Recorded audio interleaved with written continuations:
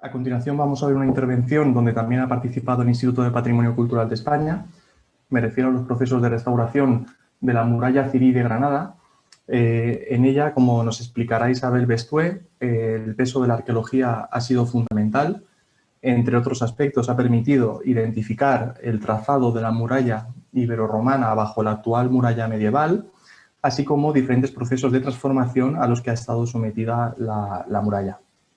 Además, la arqueología ha permitido obtener datos esenciales sobre la propuesta que ha guiado la propuesta de intervención sobre este bien inmueble, recuperando para la ciudad de Granada pues, un patrimonio de primer orden como ha sido la Puerta del Castro.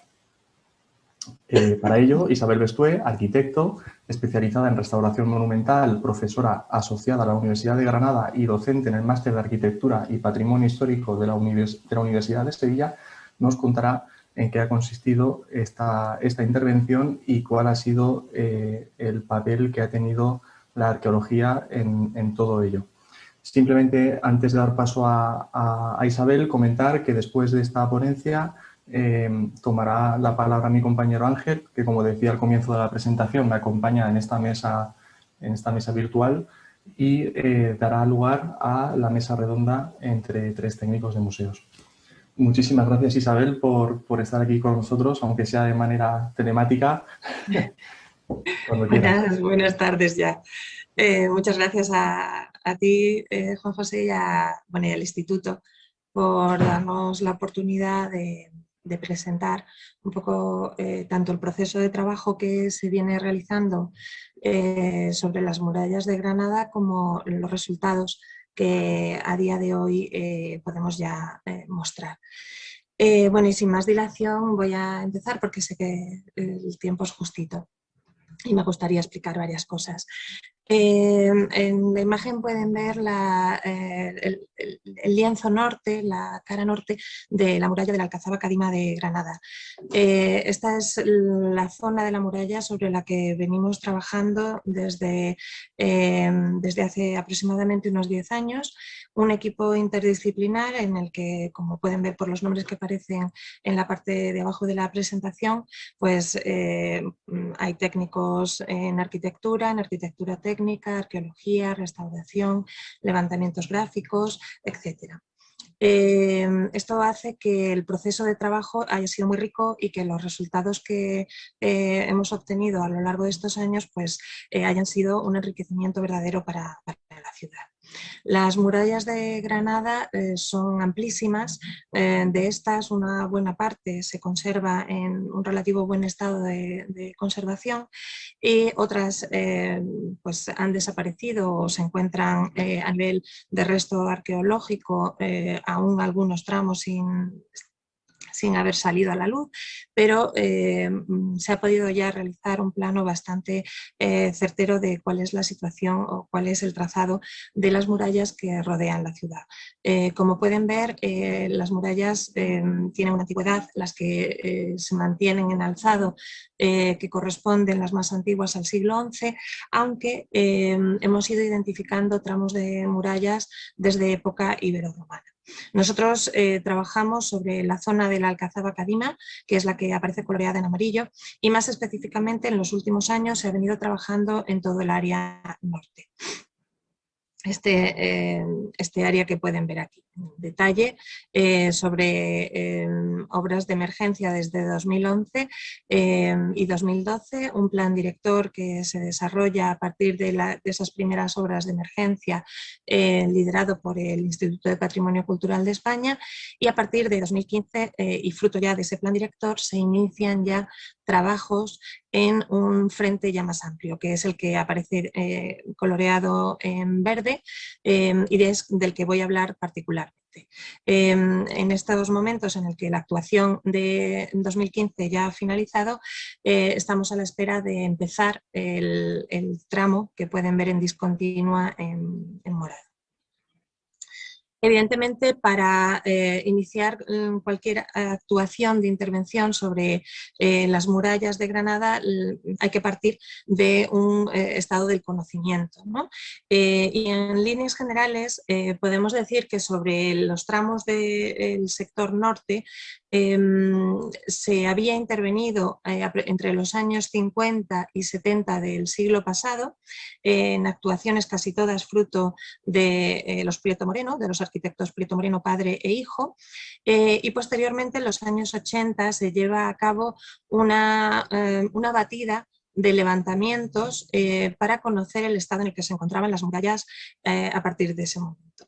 Desde entonces hasta el año 2000 no se realiza ninguna intervención y es en el año 2000 cuando se ejecuta un proyecto sobre la cara externa de la muralla que da a la cuesta de la Alacaba, que son el lienzo que pueden ver y que veíamos en la primera fotografía de vuelo aéreo, pero que solo actuó sobre la cara exterior de las murallas, en parte porque el problema fundamental de las murallas de Granada, de la Alcazaba Cadima, es que se encuentran imbricadas dentro de un entramado urbano muy consolidado. Esto hacía necesario la expropiación, la liberación de parte de los solares contiguos a la muralla antes de poder intervenir también por su cara interior.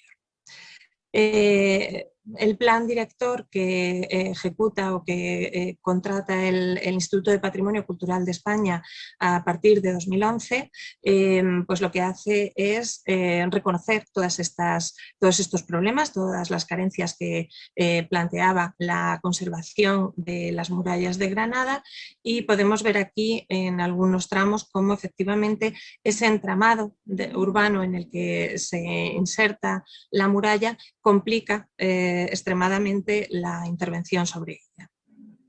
Pueden ver aquí imágenes del Intra 2, de las murallas, y como se puede ver, después de un largo proceso por parte del Ayuntamiento de Granada de compra de los solares que son contiguos a la muralla en toda su cara interior, pues se ha ido liberando, y esta es un poco la situación que en 2015 presentaba la muralla en general. Pueden ver aquí mejor cuál era esa situación, ¿no? Una vez liberados ya los solares.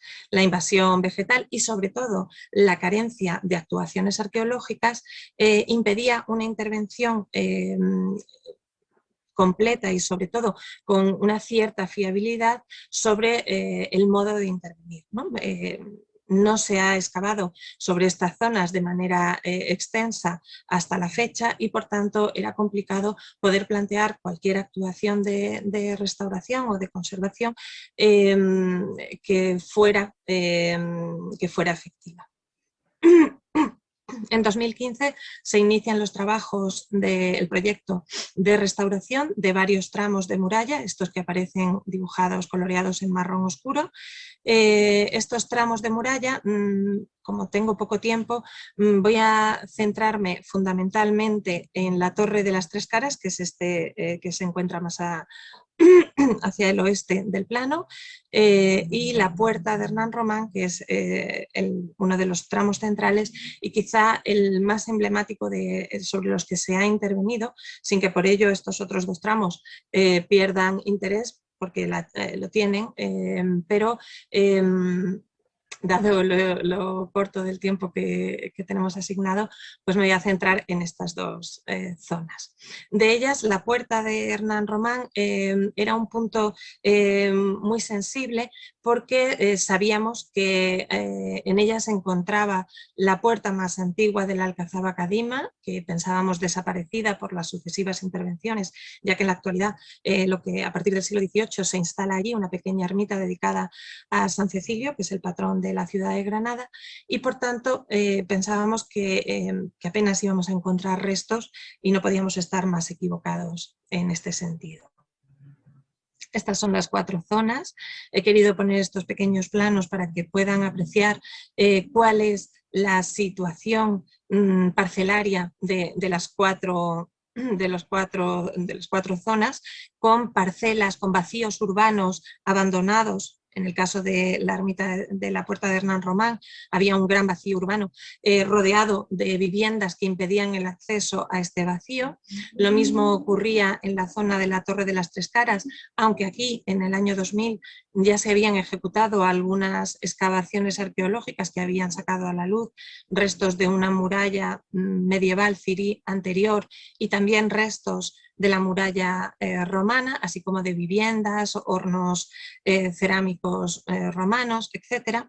Y en los otros dos casos, pues la muralla se encontraba totalmente constreñida por la presencia de viviendas o de parcelas habitadas.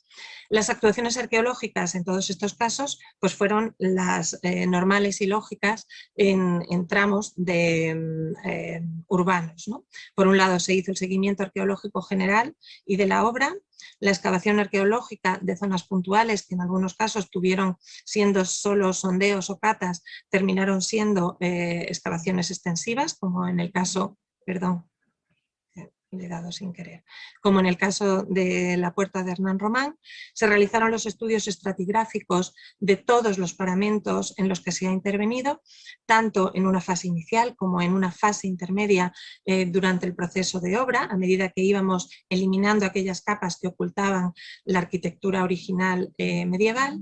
Y por supuesto, pues todo esto va acompañado pues, de la recogida, registro e inventariado de bienes muebles. Iniciando en la zona 1, que llamamos la zona de la Torre de las Tres Caras, en todos los casos se había realizado un estudio muy profundo de tanto histórico como de las distintas actuaciones arqueológicas que se habían llevado a cabo en estos sectores a lo largo del tiempo, y lo que hemos constatado en todos los casos ha sido la casi inexistencia de actuaciones arqueológicas previas. Quizá en el caso de la Torre de las Tres Caras es donde más intervenciones arqueológicas había habido, ya que incluso desde el siglo XVIII tenemos las distintas excavaciones, por llamarlo de alguna manera, del padre Flores, a partir de 1754, pero que sí nos habían permitido tener alguna planimetría de la situación en la que se encontraba en ese momento la zona, ¿no? Donde se puede apreciar claramente cómo el dibujo con la N es la Torre de las Tres Caras, que se va a mantener así durante varios siglos hasta que se le adosa una vivienda, y ya en 1982 las imágenes de Ana Iglesias, cuando se hace la batida del estado de conservación de las murallas, nos muestran cómo la vivienda había desaparecido, se puede ver en esta imagen superior, y de nuevo la torre volvía a tener únicamente tres caras. En las restauraciones que se llevan a cabo, este plano es de las excavaciones de 1991 asociadas a esa zona, y a partir del año 2000 en las intervenciones de restauración se le añade una cuarta cara que hemos podido comprobar en nuestra intervención, que está fuera de la realidad de esta muralla. Esta muralla nunca tuvo una cuarta cara, la cuarta cara, disculpen, la cuarta cara era la muralla más antigua que corría paralela a esta falsa fachada que habrá que eliminar en algún momento, puesto que no corresponde en absoluto ni con la fachada de la torre ni con los restos arqueológicos que hemos podido identificar a lo largo del proceso de intervención. En esta torre, en la intervención de 2015 a 2021, no se planteaba la eliminación de esta cara, puesto que se intervenía en ella únicamente para resolver un problema de inestabilidad de las costras exteriores. Sin embargo, al hilo de la actuación arqueológica que acompañó a la actuación de conservación, sí que se han podido extraer conclusiones que permitirán a futuro intervenir convenientemente en esta torre y recuperar el sentido de lo que fue. Aquí tienen una imagen desde el interior del recinto. Como pueden ver, el recinto se encontraba en unas condiciones de abandono total, puesto que aquí se planteó en el año 2000 un paseo paralelo a la muralla que permitiese recorrer la muralla, así como todos los restos arqueológicos que debían ser expuestos. La paralización de las excavaciones en 2000 impidió también la finalización de este paseo, y la actuación que nosotros hemos realizado lo que ha venido en esta zona es a dar un poquito de luz a el proceso que se debe seguir para recuperar ese paseo lineal que en su momento no llegó a realizarse. El trabajo de intervención, bueno, pues se hicieron los levantamientos exteriores de toda la torre, ya que a priori no se pudieron hacer las del interior porque no se podía acceder a esta zona. Una vez que estuvimos dentro, sí que ya se pudieron ejecutar los levantamientos interiores en una fase previa, y después, cuando se eliminaron todas estas capas de mortero de cemento que ocultaban la geometría original de la torre, se hizo un segundo levantamiento, que es con el que los arqueólogos pudieron ejecutar o realizar la lectura paramental, estratigráfica de la arquitectura. En ese levantamiento y en esa lectura paramental, al mismo tiempo fuimos también documentando elementos que se iban retirando en algunos casos para las muestras. Por ejemplo, para aquellas muestras destructivas, pues se hicieron levantamientos en 3D, como la de esta pieza, que no voy a poner a moverse en 3D, pero es una pieza 3D tomada documentalmente, gráficamente documentada en 3D, ya que sabíamos que en este caso íbamos a perder tanto la cuerda como el clavo.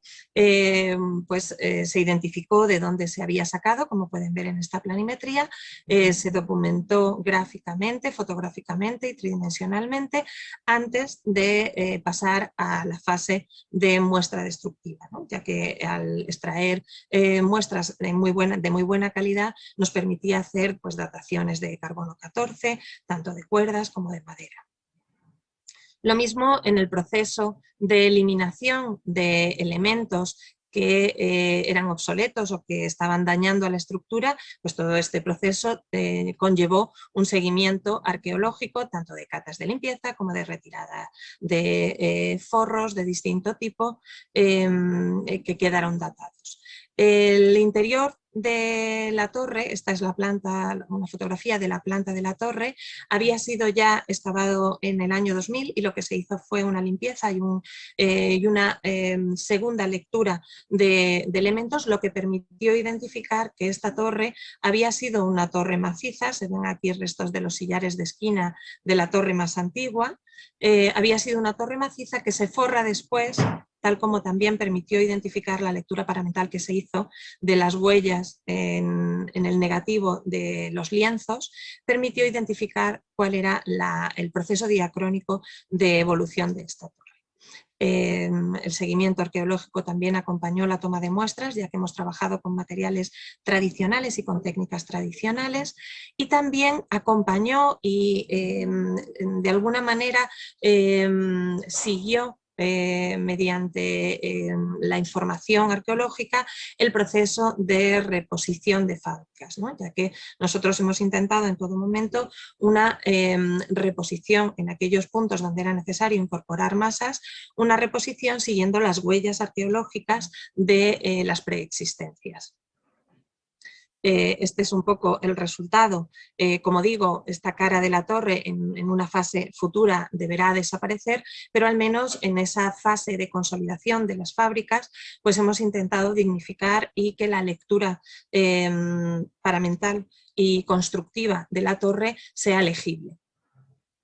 En el caso de la puerta de Hernán Román o Bab Castar, como también se la conoce, o Ermita de San Cecilio, el conocimiento previo que teníamos era todavía mucho más escaso. Disponíamos de un grabado del siglo XVII un grabado de Heiland, que nos hablaba de una puerta con sillería en todo su frente y con un arco de medio punto. Y a nivel arqueológico disponíamos únicamente de algunos dibujos que eran de Gómez Moreno, de Prieto Moreno o de Torres Balbás, como el que pueden ver en la imagen, un pequeño bosquejo de planta de la ermita, donde pues daban pequeñas informaciones de la situación de la ermita.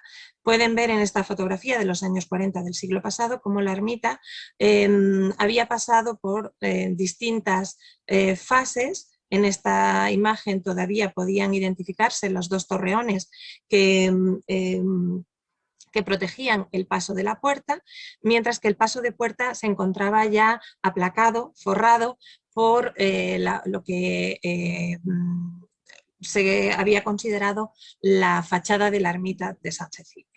Esta es la situación que en la que nosotros encontramos la ermita en 2015, con el forro que Prieto Moreno había incorporado a partir de los años 60 del siglo pasado, forro que había ido perdiéndose, estaba todo forrado con una capa de morteros de cemento, imitando pues, las tongadas de las tablas, de las tablillas de las tapias y los mechinales, ¿no? Ese forro se había ido perdiendo, dejando detrás a la vista otro forro de ladrillo y de mampostería y una portadilla donde estaba la figura del santo, de San Cecilio. Se hicieron igualmente los levantamientos previos del estado inicial de la puerta y de la ermita y de las torres adyacentes sobre las que también se ha intervenido. Como pueden ver, pues la vegetación ocultaba zonas completas, los morteros de cemento también, las mamposterías, y eso impide hacer una lectura adecuada de las fábricas. En el proceso de ir desmontando aquellas fábricas que se encontraban en mal estado o que dañaban de alguna manera la estructura original de la puerta, se han ido haciendo levantamientos. Aquí pueden ver la fachada extramuros, ¿no? El exterior, la cara norte de la puerta de Hernán Román, en qué situación de abandono se encontraban los solares, con gallineros, pues, basurero de todo tipo, vegetación que ocultaba y que infectaba toda la estructura.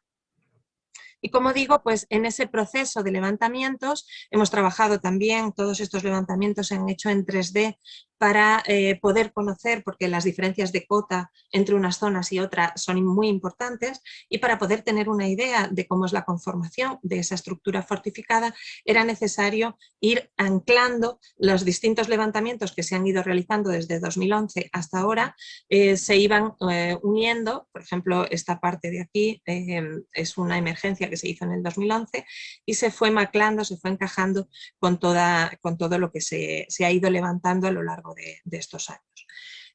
Como digo, ese proceso de documentación gráfica se ha ido retroalimentando con todo el proceso arqueológico y de documentación que se ha ido llevando a lo largo de la intervención.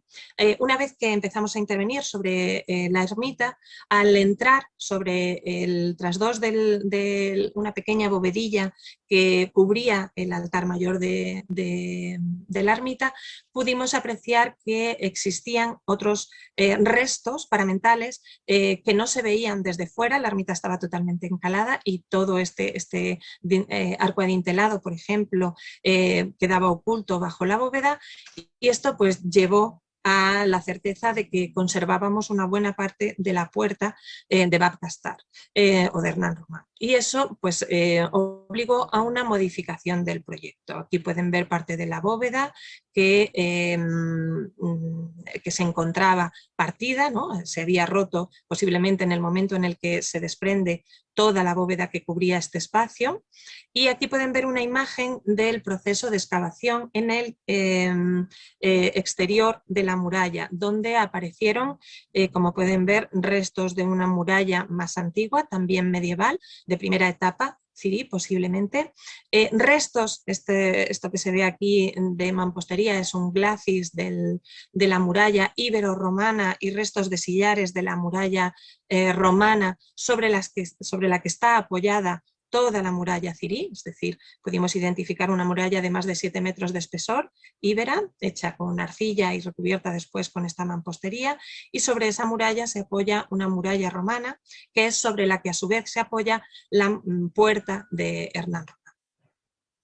Ese proceso, como digo, nos obligó a ir eliminando las distintas capas que habían ido ocultando la puerta. Aquí pueden ver un poco el proceso de ese levantamiento, que va eliminando distintas capas y que ya en el interior de la ermita, una vez que retiramos la bóveda que cubría esas fotografías que han visto antes con el arco adintelado, nos permite ir recuperando esa sillería tan característica de la dinastía cirí, de lajas colocadas a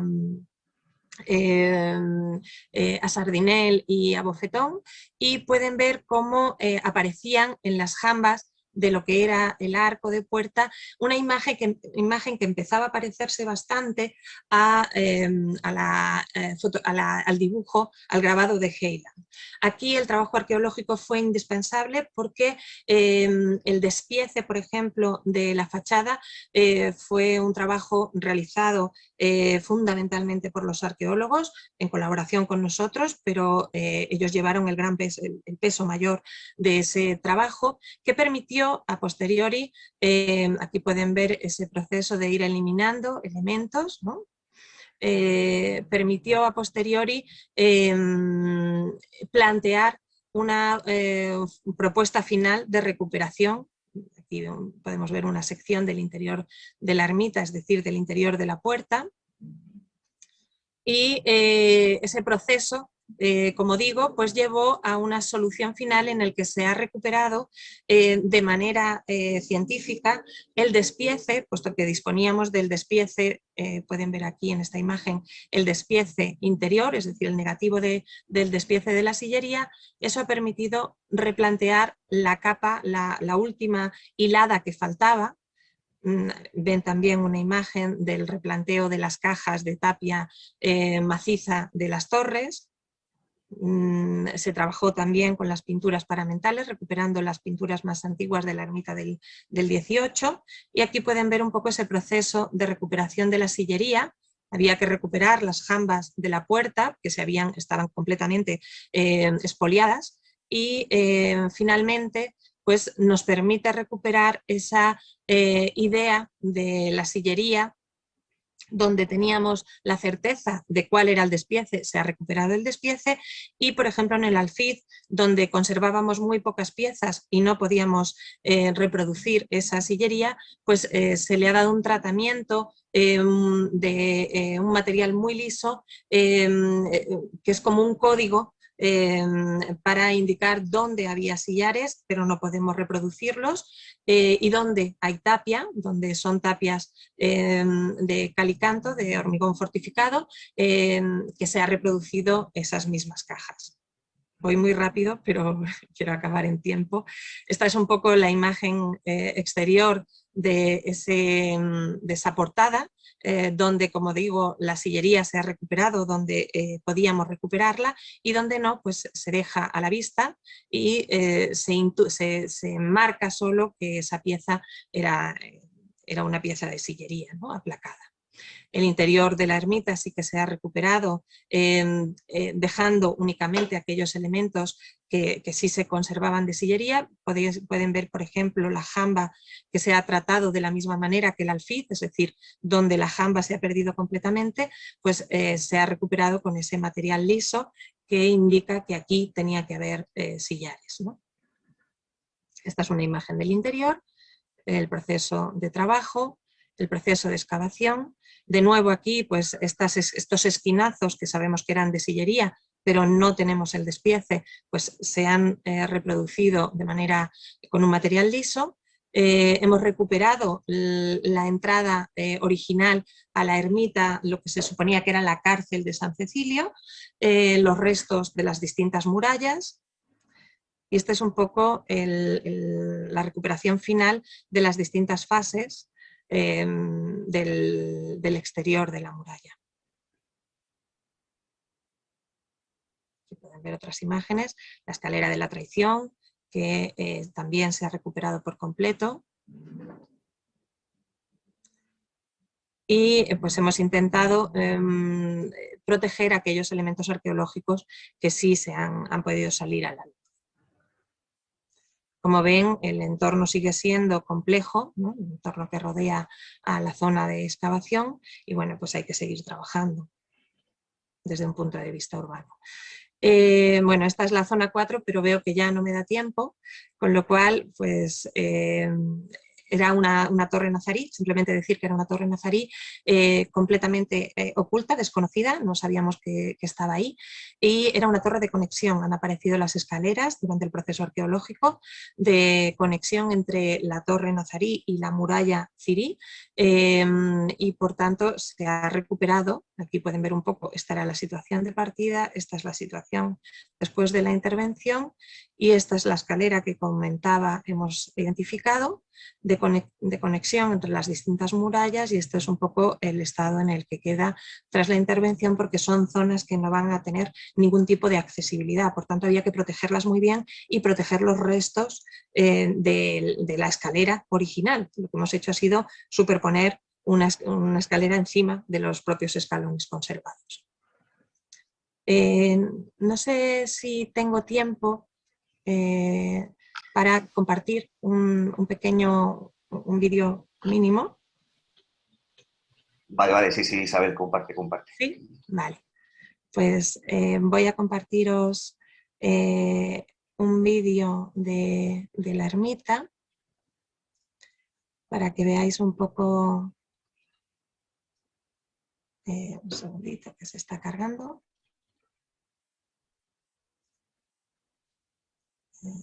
Vale.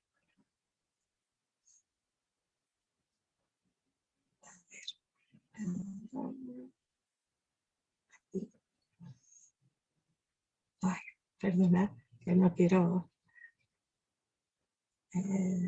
Escritorio, aquí, vale, jornadas, vale,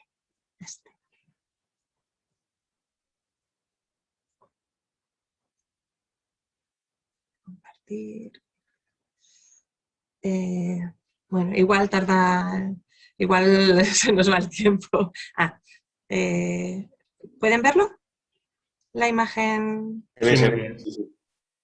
Vale, esta es un poco la imagen de la ermita en 3D antes de la intervención, pero, o sea, durante el proceso de la intervención, mejor dicho, se ven los puntales por ahí, ¿no? Pero ya da una idea de todos los elementos que van apareciendo. El estudio estratigráfico aquí fue esencial. Se hizo también un trabajo muy potente entre restauradores y arqueólogos para identificar morteros de distintas fases, porque en el interior de la ermita sí que se había trabajado, se había intervenido muchas veces, y entonces una vez que retiramos los encalados, pues arqueólogos en colaboración con restauradores y con nosotros, pues hicimos un trabajo de identificación de morteros, de identificación de fábricas, de identificación de pinturas murales, asociándolas a las distintas fábricas, y creo que, bueno, en ese sentido esta intervención pues ha dado unos frutos riquísimos que esperamos poder publicar en breve. He abierto, no sé si ahora al cerrar esa pantalla podéis ver esta otra. ¿Veis este vídeo ahora? Sí, vemos. Vale, perfecto. Esto es ya una vez finalizada la intervención, bueno, pues podéis ver un poco pues ya las fábricas totalmente restauradas, las pinturas murales incorporadas, y claro, la ermita se ha enriquecido notablemente, ¿no? La gente no sabía casi que, la gente del barrio sí, pero la gente que pasaba por la zona no sabía ni lo que había ahí, ¿no? Y hemos recuperado la puerta intentando mantener al mismo tiempo el uso de la ermita e incluso pues, dotándole de más riqueza, ¿no? Con la recuperación de las pinturas murales y de las fábricas de la puerta. Bueno, pues un poco eso es lo que os quería contar. Bueno, pues nada, muchas gracias, Isabel. Nada, siempre es interesante, ¿no? Las ponencias, sobre todo, que nos hablan de la importancia de la gestión ¿no? compartida entre arqueología, restauración y arquitectura de los elementos ¿no? patrimoniales, sobre todo tan amplios, ¿no? Como es el caso de Granada, y bueno, como la planificación ayuda, ¿no? a que el proyecto vaya tan bien como va el vuestro. Muchas gracias por la intervención. Nada, a vuestra disposición. Un saludo a todos. Muchas gracias.